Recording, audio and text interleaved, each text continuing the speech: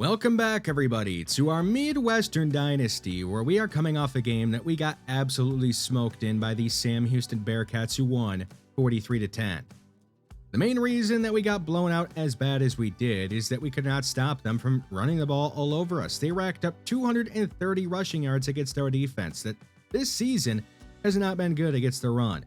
We have been allowing 134 yards per game on the ground, the most on a per-game basis in the entire Conference of USA.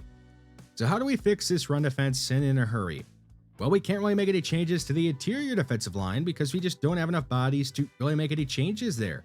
We only have 4 players at the moment to play 2 spots, and I think we have the 2 best guys out there in Andre Okoye and Edward Reed as our starters. But maybe Darius Moore gets some more playing time in obvious running situations over Andre Okoye. At off-ball linebacker, we're going to give a chance to Chance Weeks to play some more.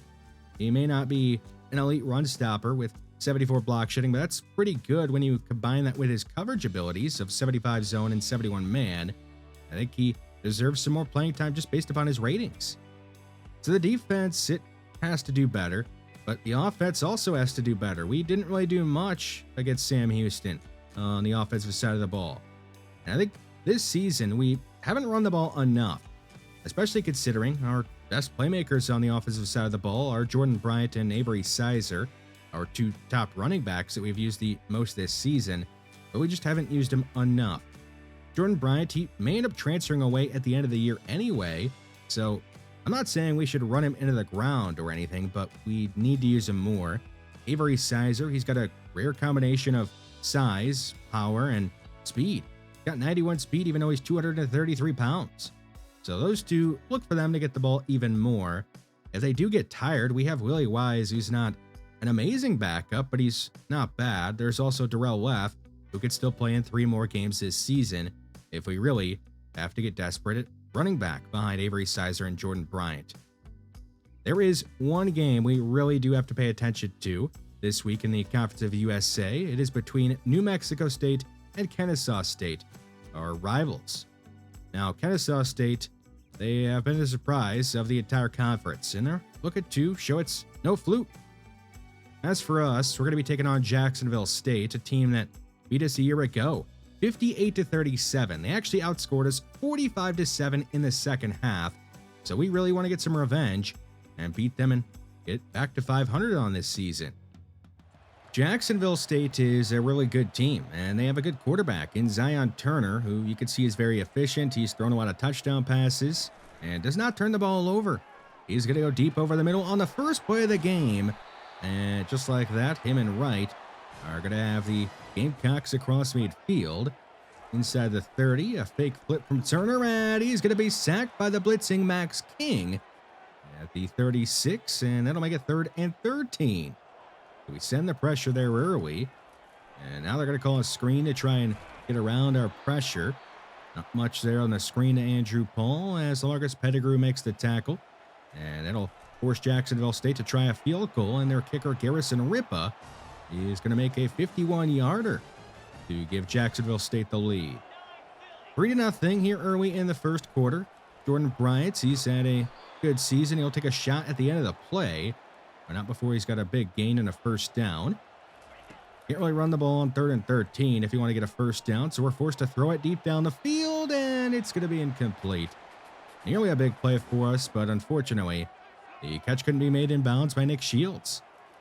Jacksonville State in danger of going 3 and out. They nearly throw a pick. Chance Weeks had a chance to pick the pass off, but he ended up dropping it. We do at least get the stop and take over near midfield. Here's a flip from our running back in Jordan Bryant to the other running back, Avery Sizer, but it's going to go backwards. At the 45, Fry is going to throw into traffic for C.J. Carter, who will make the catch and pick up a couple of extra yards after breaking a tackle. 3rd and 3, you can run the ball here, and we will. That's Avery Sizer with room to run, and it gained a 12 for the true freshman running back on 3rd and short. At the 17 in the red zone, Bryant, he's going to muscle his way inside the 10. Don't really see that very often out of the undersized, speedy running back, but he makes it goal to go. At the 2, Fry is going to move to his right and take off towards the end zone, and he's in. His 4th rushing touchdown this season, is going to give Midwestern the lead in the first half. 7-3 nearing the end of the first quarter. It is Andrew Paul. He's going to dance around and eventually find some space to make it 3rd and short as he's down at the 47. They're just shy of midfield. They go back to Paul. He's going to cut inside, and he's got room, and is going to be wrapped up and tackled by Max King, but not before he has a huge gain. At the 27, Paul, right side, he is going to be tackled down by, that is Josh Wood. A couple of other Midwestern defenders in on the play. Back to throw is Zion Turner. He's going to lob to the end zone, and it'll be caught in traffic. Josh Wood is going to get the touchdown after making the tackle near the line of scrimmage.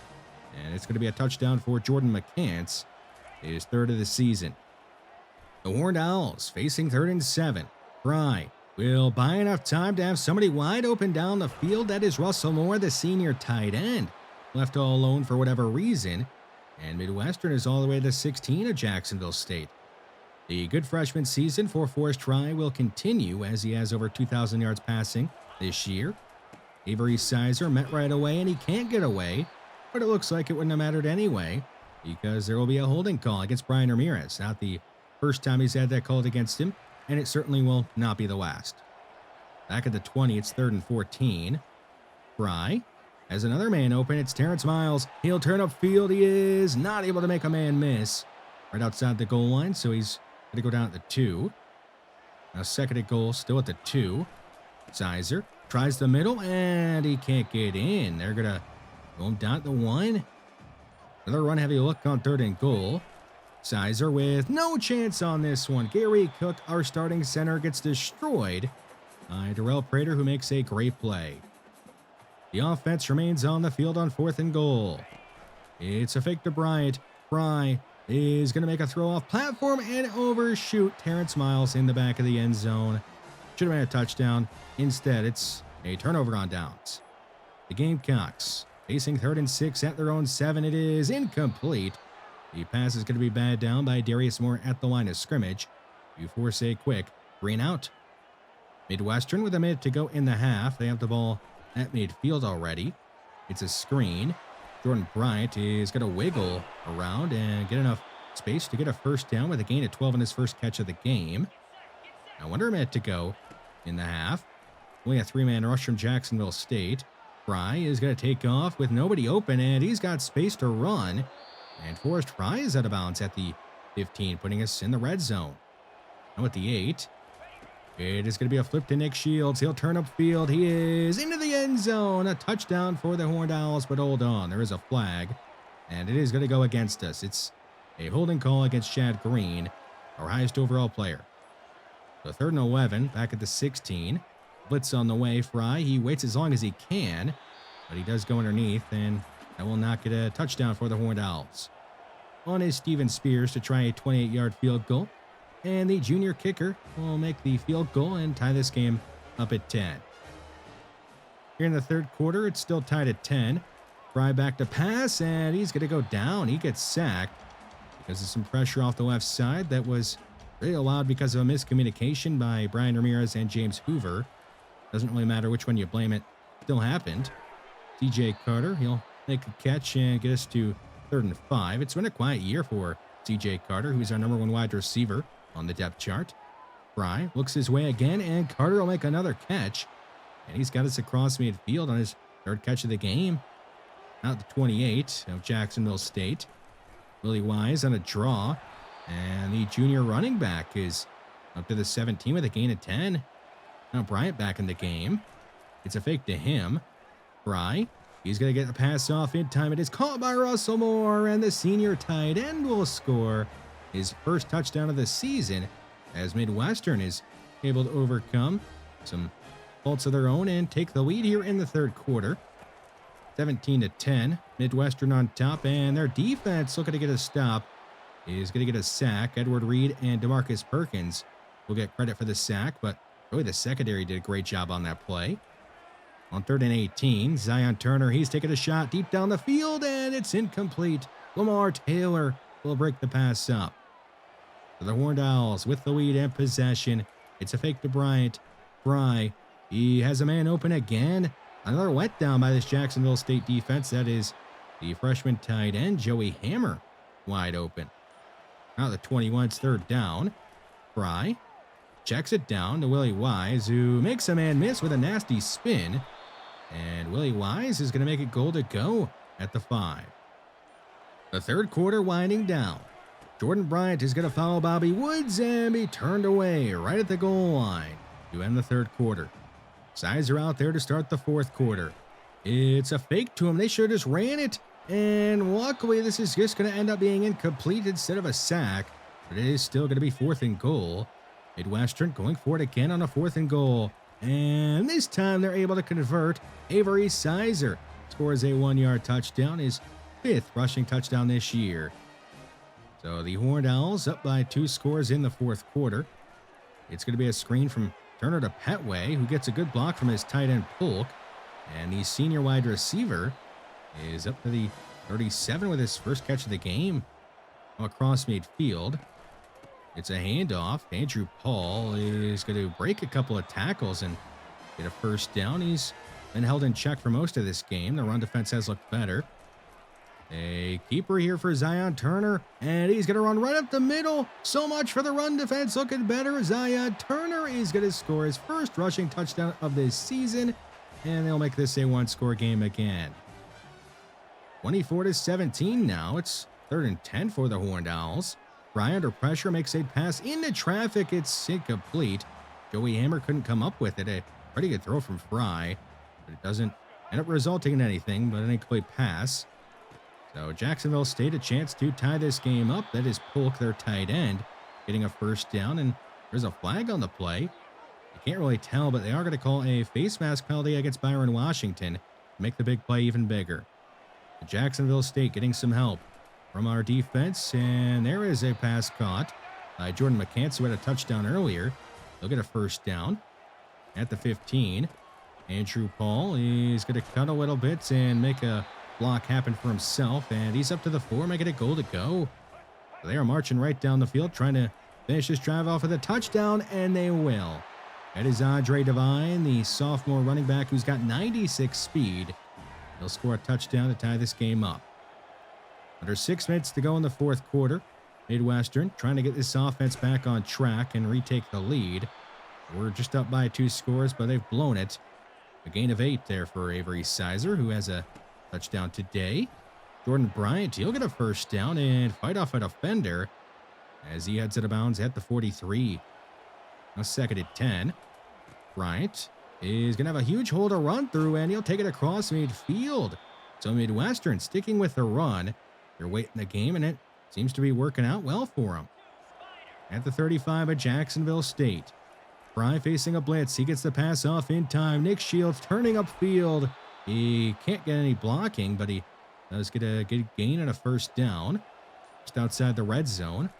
Fry has Devin Glover open. He'll turn upfield. He is denied the end zone. He's going to be hammered out of bounds at the 2, but it's going to be goal to go for Midwestern. 1st and goal. No messing around here. Avery Sizer right up the middle. He's in his 2nd touchdown of the game and 6th of this season. Rushing touchdown. He's got 7 overall. And the Horned Owls are back on top late in the fourth quarter, up by 7. We'll see if the defense can get a stop this time around. The ball is going to be punched out. So they are not only able to get a stop, but they get a takeaway as Paul fumbles the ball away.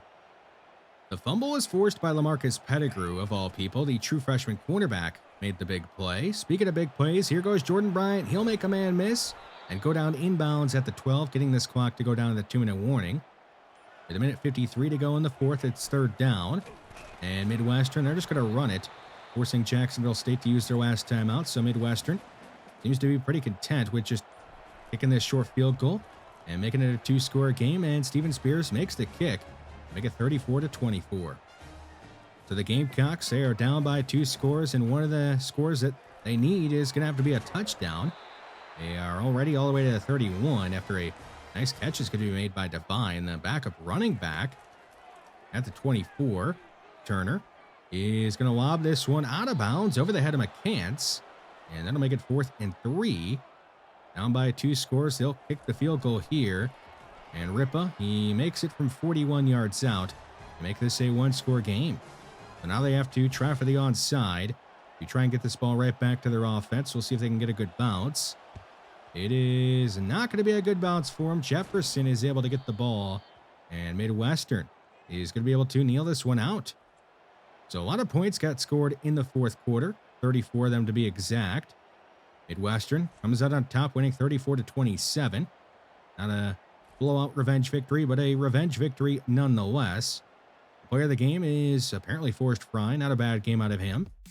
The defense, they did well for most of the game, but eventually we give up some big plays, and some of those big plays were on the ground. A couple of players I want to shout out. Max King got a sack, and he kept up his good play that he's been having going for a while now. Edward Reed was solid, and LaMarcus Pettigrew made the biggest play of the game. Forcing that fumble, it really allowed us to just run out the clock and kick a field goal and not have to do it too much. On the offensive side of things, the offensive line, their struggles continued. Two guys mainly, or two spots mainly, left tackle and center. Forrest Fry was decent. Russell Moore was pretty good. And the ground game was great. We racked up 181 yards on the ground combined as a team, which was a really good thing to see. In the big game between Kennesaw State and New Mexico State, it was the regular Owls coming out on top. So yeah, Kennesaw State wins 29-10, and they are the only remaining team with 0 losses in conference play in the Conference of USA. And they are winners of 7 straight overall and 7-1 on the season. As for us, we're 4-4 with a 2-1 conference record and another game against the team that beat us last year. Western Kentucky, remember, ran the score up against us by scoring a 94-yard touchdown late in the game when they didn't have to. So this episode, it's all about revenge. And on offense, we're just getting the ball to our best players. Why deviate from what worked? In our last game against Jacksonville State, a big run for Jordan Bryant. At the 7 later on the drive, Bryant is going to zoom into the end zone from 7 yards out to score his 4th touchdown this season to give us an early lead and get this offense off on the right foot. Down by 7, Western Kentucky has the ball across midfield on 3rd and 9. Their quarterback Veltkamp would roll all the way back near midfield and be sacked by Andre Okoye, who may struggle against the run, but he's really good at getting after the quarterback. Up 7-0, we have the ball across midfield. Fry's going to swing it out right side to hit Jordan Bryant, who makes a man miss, runs by another defender, and runs by another, showcasing his elite abilities with the ball in his hands. There would be a flag on the play, but it would go for us in our favor for once, a roughing the passer call against Western Kentucky. At the 6, facing 3rd down, a blitz would be sent, and Fry would feel the heat, but he would get the pass off in time, hitting C.J. Carter, who would make the tough catch and score his 1st touchdown this season. Already 14-0, getting late in the first half. Fry is going to go over the middle again, and this time it would be Jordan Bryant making the catch and getting in for his 2nd touchdown of the game and 5th this season. Trailing 21-0, Western Kentucky tries to kick a long field goal late in the half, but it's going to be blocked by Eric Lamb. So they would come up empty and be down 21-0. You got to take another look at that. It's always nice to see a great play from the special teams, and Eric Lamb does just that, makes the big play. Jumping ahead to the 4th quarter, 24-3. It's 3rd down for Western Kentucky at the 8. Make it 4th down as Max King breaks up the pass in the end zone. Down by 3 scores, the Hilltoppers would go for it, and Veltkamp would throw it right side and be picked off by LaMarcus Pettigrew, who somehow doesn't step out, and he's going to race all the way down the sideline, take it across midfield, and get caught, and go to bounds at the 31. So a long return from Pettigrew, who now has forced a turnover in back-to-back games. With the ball goal to go at the 8, we're going to toss it left side to Sizer, and he's going to put on some moves, spinning by a man and getting in, but it would not count because Brian Ramirez would be called for a holding, unfortunately. 3rd and goal way back at the 18. It would be Jordan Bryant's turn to get a chance at the end zone, and he's going to do it, getting in again, but again, another holding call against us. This time it's on Chad Green. So 4th and goal at the 28. We're going to try a field goal, and it's going to be no good. So after all that, we come up with nothing. Feels bad. Got to get some points out of that, but we just didn't. The Hilltoppers, looking to make a late push and trying to take advantage of our mistakes, would go deep down the field and make a mistake of their own. Another interception thrown by Veltkamp. This time it's picked off by Byron Washington, who breaks a tackle, runs by Veltkamp, who threw the pick, takes it all the way inside the 10, and is taking it back. 84 yards for the pick six, as we really pretty much sealed the game with that pick six.